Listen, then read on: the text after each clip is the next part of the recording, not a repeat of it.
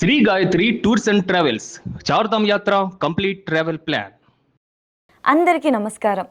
Welcome to its UTV.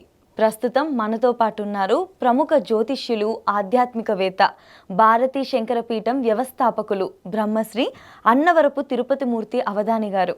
గురువుగారితో మాట్లాడి మనకున్న సందేహాలన్నింటినీ కూడా నివృత్తి చేసుకునే ప్రయత్నం చేద్దాం. నమస్కారం గురుగారు. ఓం శ్రీ మహాగణాధిపతయే నమః. గురుగారు, నాకు ఒక చిన్న సందేహం ఏంటంటే, చాలామంది మేము పడుకున్నప్పుడు దేవుడు కలలో కనిపించారు, మాకు ఇది చేయమన్నారు, మాకు ఇది చెప్పారు అని చెప్పేసి అంటారు. నిజంగా వాళ్ళకి దేవుడు కలలో కనిపించుంటాడా లేదా వాళ్ళ భ్రమ అది? నేనైతే పడుకోవడం మానేయమని చెప్తా. పడుకోవడం వల్లే కదా కనిపిస్తున్నాడు. మీరు పడుకోవడం మానేస్తే కనిపించట్లేదు కదా, సో అది భ్రమే కదా. అంతే అంటే కళ అనేటువంటిది ఎప్పుడు కూడా మీరు నార్మల్గా గమనించండి. మీరు ఉదయం నుంచి ఏ టాపిక్లు అయితే మీరు మాట్లాడుతూ ఉంటారు, రాత్రి పడుకున్నప్పుడు దానికి సంబంధించినదే స్వప్నం వస్తుంది.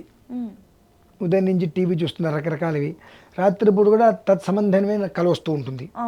కళ వస్తే మీరు దేనికి భయపడాలి అని అంటే, నూనె తాగుతూ కొబ్బరి నూనె నెత్తికి రాసుకుంటూ, లేదా మొసలి, పంది, పిగ్ అంటారు, ఈ 4 కళలో కనిపిస్తే మీరు కొంచెం ఆలోచించాలి. మళ్ళీ చెప్తారా గురుగారు? ఒకటి నూనె తాగుతూ, మొసలి, పంది, నూనె రాసుకుంటూ, యమధర్మరాజు వాహనం దున్నపోతు, అథవా ఈ 5 కళలో కనిపిస్తే 6వది ఏదైనా ఉంది అంటే మీరు భోజనం చేస్తున్నట్టు. ఈ 6 ప్రాణాలకు సంబంధించి ఇవి కనిపిస్తే చాలా జాగ్రత్త పడాలి మీరు, ఏదో జరగబోతుంది అని. ఇన్నిటిల్లో మొసలి కనిపించినా, పంది కనిపించినా, నెత్తికి కొబ్బరి నూనె రాసుకోవడం కనిపించినా, నూనె త్రాగుతూ కనిపించినా ప్రాణాపాయం ముంచుకొస్తుంది అనేటువంటిది గమనించాలి. మిగతా 2 ఏదో అనర్థాలు వస్తున్నాయని. ఇలా స్వప్నంలో ఈ 6 వస్తే మాత్రమే మనం కాస్త ఇదేదో అని చెప్పి మనం కంగారు పడాలి మినహాయిస్తే, మిగిలింది ఏది వచ్చినా మనం కంగారు పడవలసిన అవసరం ఉండదు. కాకపోతే కొన్ని స్వప్న వృత్తాంతాలు ఎలా ఉంటాయంటే, వస్తాయి, అది ఏదో మనకు గుర్తుండదు. కానీ ఎక్కడన్నా కొన్ని ప్రాంతాలకు వెళ్ళినప్పుడు అయితే పూర్వం మనం ఇక్కడికి ఏదో వచ్చాము వెళ్ళాము అనేటువంటి రీతిలో అది మనకు అనిపిస్తూ ఉంటుంది. ఇంతకుముందు ఇక్కడికి వచ్చాము మనము, ఏదో అనిపిస్తుంది వచ్చినట్టుగా, 6th సెన్స్ లాగా అదేదో ముందే మనకు తెలిసింది ఇదంతా అన్న రీతిలో కొన్ని మనకు ట్రాలీ అవుతూ ఉంటాయి. అవి యోగ మార్గం అంటారు వాటిని. అంటే ఏమిటి అంటే, మనకు ఏదైనా పుణ్యగమనం ఏర్పడబోతుంది అని అంటే, ఒక సుప్రసిద్ధ క్షేత్రం, ఒక అడవి, ఒక చక్కటి దేవత, అది కళ ఏదో వచ్చింది కానీ ఏదో తెలియదు మనకు, ఏదో వచ్చింది అనుకున్నాం. కానీ అటువంటి ఆ సంబంధించిన క్షేత్రానికి కొంతకాలం తర్వాత మనం వెళ్తాం. వెళ్ళినప్పుడు అక్కడ చూసినప్పుడు ఈ స్వప్నం మొత్తం ఆ రోజు మనకు వచ్చినట్టుగా, ఇక్కడ తిరిగినట్టుగా అనిపిస్తుంది. ఎప్పుడు వెళ్ళాలి అక్కడికి ఇంతకుముందు, కానీ ఒక వెళ్ళిన ఫీలింగు, అంటే మనకు తెలియకుండా మన ఆత్మ అక్కడికి వెళ్ళొస్తుందమ్మా. కళ అని అంటే కొన్ని విషయాల్లో ఆత్మ వెళ్ళి చూసి రావటం, అది మన కల్లో కనిపించడం కాదు. మన శరీరంలో ఉన్న ఆత్మ అనేటువంటిది ఎప్పుడైతే సంచరిస్తూ ఉంటుంది. పడుకున్నటువంటి వ్యక్తికి శవానికి పెద్ద తేడా ఉండదు. పడుకున్న వ్యక్తికి శవానికి తేడా ఉండదు. భారత యుద్ధంలో అశ్వత్థామ మితిమీరిన ఆవేశంతో యుద్ధానికి రాత్రి అందరూ పడుకుంటారు, వెళ్తుంటే, ఏమయ్యా ఇప్పుడు యుద్ధానికి వెళ్తున్నావు, నువ్వు పడుకున్న మనిషికి శవానికి తేడా లేదు కదా, శవం మీద నువ్వు యుద్ధం చేస్తావా, శవానికి నువ్వు చంపేది ఏమిటయ్యా అని చెప్పి అశ్వత్థామతో అంటారు. అయినప్పటికీ కూడా అశ్వత్థామ వెళ్ళి యుద్ధం చేసి వచ్చేస్తాడు, అందరిని చంపేస్తారు తెల్లారేటప్పటికి. సో అలా పడుకున్న మనిషికి శవానికి పెద్ద తేడా ఉండదు. ఆత్మ అనేటువంటిది త్వక్స్థానాన్ని వదిలి రకరకాలుగా గమనిస్తూ ఉంటుంది.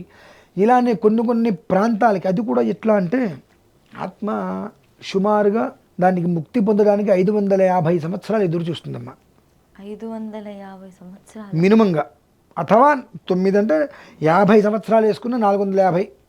ఒకవేళ మనిషికి 75 పూర్ణాయుర్దాయం తీసుకుంటే మనకు వెళ్తుంది. అథవా 450 లేదా 550 సంవత్సరాల వరకు ఆత్మ ఎదురు చూస్తూ ఉంటుంది. దేనికోసం? ముక్తి కోసం. మనిషి చనిపోతున్నాడు, ఆత్మ చనిపోవట్లా. మనిషి మాత్రమే చనిపోతున్నాడు, వీళ్ళు తగలబెట్టేస్తున్నారు, పూడ్చిపెడుతున్నారు. ఈ ఆత్మ మాత్రం వేరొక శరీరాన్ని వెతుక్కుంటూ ఉంటుంది. అట్లా ఆ ఆత్మ మనం నిద్రపోతున్నప్పుడు ముక్తి కోసం మార్గాంతరాలు వెతుకుతూ ఉంటుంది. ఆ మార్గాంతరంలో కొన్ని చోట్లకి అది పయనం చేసి వస్తూ ఉంటుంది భగవద్ దర్శనంగా. ఆ వచ్చి మళ్ళీ మన శరీరంలోకి వచ్చేస్తుంది. అది మనకు ఏదో ఉంది, ఏదో చూసాం అంత అటువంటి ఆ స్థానానికి కొంతకాలం తర్వాత మనం వెళ్తాం. వెళ్ళినప్పుడు మనకు ఆ కదలికలు నేను కేదార్నాథ్ వెళ్ళినప్పుడు నాకు అనిపించింది అది. కేదార్నాథ్ గత 20 సంవత్సరాలుగా వెళ్ళాలి అనుకుంటున్నా, వెళ్ళాల. లాస్ట్ ఇయర్ అన్ఎక్స్పెక్టెడ్గా అనుకున్నాం, వెళ్ళిపోయాం. ఎన్ని ప్రమాదాలు వచ్చినాయో అన్ని ప్రమాదాల నుంచి దాటుకొని వెళ్ళాం. ఏమైంది గురుగారు? ఈ సంబంధం లేకుండా కొండ చర్యలు మా ముందు పట్టాలు. ఒకటైతే మేము కొండ ఎక్కడానికి ప్రయత్నం చేస్తుంటే కొండ చర్యలు పడితే, లేదంటే ఖచ్చితంగా ఆ ఎగిరిన దానికి మీద పడేవి ఖచ్చితంగా 250 అడుగుల దూరంలో. ఆ పైన దగ్గర పడుతూ ఎగిరి పడుతూ అవి మొక్కలై పడుతుంటే మొత్తం మనుషులు తగిలేవి. 250 అడుగుల దూరంలో ఆగిపోయాం. అట్లా ఇలా ఎన్నో ప్రమాదాలు. ఆ గుర్రం మీద పైకి ఎక్కాం. పైకి ఎక్కిన తర్వాత ఆ రాత్రి పడుకున్నాము గుడారంలో.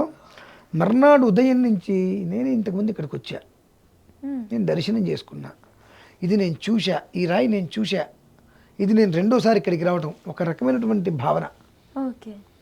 ఎంత ఫీల్ అయ్యానంటే అదేదో నా స్వగ్రామం, నా సొంత ఇల్లులాగా. నాదేదో నేను అక్కడే ఉన్నవాడిని, ఆ ఏరియా నాదే అన్న రీతిలో అక్కడ ఫీల్ అయిపోయా. నేను 3 రోజులు ఏదో ఉన్నా. మాకు అసలు 2 రోజులు కిందకి రావడానికి కూడా మాకు అవకాశం దొరకలేదు. తర్వాత హెలికాప్టర్లో కిందకు వచ్చాము. కానీ ఆ 2-3 రోజులు కూడా అదేదో నాది అనేటువంటి ఒక సొంత ఫీలింగు. ఏ ప్రాంతానికి వెళ్తున్నా అంతకుముందే నేను వెళ్ళాను అక్కడికి, ఆ స్వప్నం నాకు అంతకుముందు వచ్చింది, నేను వెళ్ళానా అనేటువంటి ఫీలింగ్. అట్లా అవి మనకు కలుగుతాయి కొన్ని వెళ్ళినప్పుడు. అంటే మానసికంగా తాత్కాలికంగా ముక్తిని పొందుతుండే ఎప్పటికప్పటికి. తద్వారా మళ్ళీ ఆ శరీరంలోకి వచ్చినప్పుడు ఇటువంటివి మనకు చూసినప్పుడు మన శరీరం కూడా ప్రశాంతత చెందుతుంది. ఓకే, ఒక మానసికంగా ఒక పరివర్తనకి వెళ్ళి ఒక ప్రశాంతతను అది తీసుకోగలుగుతుంది. ప్రతిదీ కూడా మనం ఇదేమిటి అదేమిటి అన్నారు. మీరు అడిగిన ప్రశ్న విధానానికి కానీ ప్రతి ఒక్కదానికి ఒక అనుసంధానం ఉంటుందమ్మా. అనుసంధానం లేనిదే ఉండదు, ఏది ఉండదు. అది ఏది దేనికి ఎక్కడికి అనుసంధానము అంటే మనిషి జీవితం అనేటువంటిది ఆ స్వప్నం మాత్రం మనిషిని ఒక మానసిక ప్రశాంతత ఇస్తూ ఉంటుంది. ఎక్కడ ఏదేమిటో తెలియదు. అది వెళ్ళినప్పుడు ఓకే మనకి ఆ రోజు నాడు ఇచ్చింది ఇది. అట్లానే స్వప్న వృత్తాంతాలు కూడా మన జీవితానికి మంచి చెడులు. కొంతమంది నాకు పాములు బాగా కనిపిస్తున్నాయండి అవును గురుగారు అంటారు. దోషం ఉన్నట్ట గురుగారు? అలాగా పాములు కనిపిస్తే దోషం ఉంది, విష్ణుమూర్తి కనిపిస్తే దోషం లేదంటే పాము దేవత కాదా? ఆంజనేయ స్వామి కనిపిస్తే దోషం లేదా? శివుడు కనిపిస్తే దోషం కాదా? ఏంటమ్మా, దేవతా స్వరూపం. మనం ఏదైతే ఎక్కువగా డిస్కషన్ చేస్తుంటామో మన రాత్రి ఆలాపన అంటారు చూసారా, అవన్నీ అవి మనిషికి చికాకు చేస్తూ ఉంటాయి. నిద్ర పట్టనీయకుండా. నిద్ర పట్టట్లేదు అంటే నీకు ఏదో మెంటల్గా టార్చర్ అనుభవిస్తున్నావు, మెంటల్గా టార్చర్ అనుభవిస్తున్నావు. ఇది నీతి శాస్త్రజ్ఞులు ఏం చెప్పారంటే, రాత్రిపూట మనిషి పడుకున్నప్పుడు నిద్ర రాకుండా సంబంధం లేని స్వప్నాలు వస్తూ దానికి నిద్ర కరువు అవుతుంది, రాత్రిపూట నిద్ర పట్టట్లేదు అంటే, ఒకటి రోగిష్టి వాడికి, రోగం ఎక్కువ ఉన్నవాడు పడుకోలేడు. 2 భోగలాలసుడు అంటే ఎప్పుడూ కూడా నిరంతరం ఏదో ఒక రకమైన సుఖం కోసం ఆలోచించే వాడికి నిద్ర పట్టదు. తర్వాత పరద్రవ్య అపహరణ అంటే ఎదుటి మనిషిని కొట్టి వారి దగ్గర లాక్కోవాలి, ఎదుటి మనిషి దగ్గర ఉన్నది ఏదో నా దగ్గర కూడా ఉండాలి, నా దగ్గర ఉంది వాడి దగ్గర ఉండకూడదు, వాడికన్నా నేను పై పొజిషన్కి వెళ్ళాలి అనేటువంటి ఆలోచన కలిగిన వాడికి నిద్ర పట్టదు. పరస్త్రీ వ్యామోహం. ఈ నలుగురికి రాత్రిపూట నిద్ర పట్టక వీటిల్లో ఏదైనా ఒక కాంక్ష, ఏదో ఒకటి లేదు. ఇప్పుడు మీకన్నా నేను పైకి వెళ్ళాలంటే ఎక్కువ సంపాదించాలి, అటువంటి ధ్యాసలు ఇటువంటివన్నీ ఉన్నప్పుడు వాటి నిద్ర పట్టకుండా మైండ్ రకరకాలుగా మనిషిని డిస్టర్బ్ చేస్తూ పడుకున్నప్పుడు నేను పైకి వెళ్ళలేకపోతున్నా, నాకు ఏదైనా దోషం ఉందా, నాకు ఏదైనా రకరకాలుగా ఎందుకంటే ఈ దోషం అనేటువంటిది నాకు పాము ఇటువంటివి అనుకుంటాం, అటువంటివి మన కల్లోకి వస్తూ ఉంటాయి. అది నిజమే ఎవరికైనా చెప్పామనుకోండి, ఓన్లీ మీకు నాకు దోషం ఉంది కాబట్టి కల్లోకి వచ్చింది, మీరు నాకు పూజ చేయించుకోండి. ఏంటమ్మా ఇదంతా?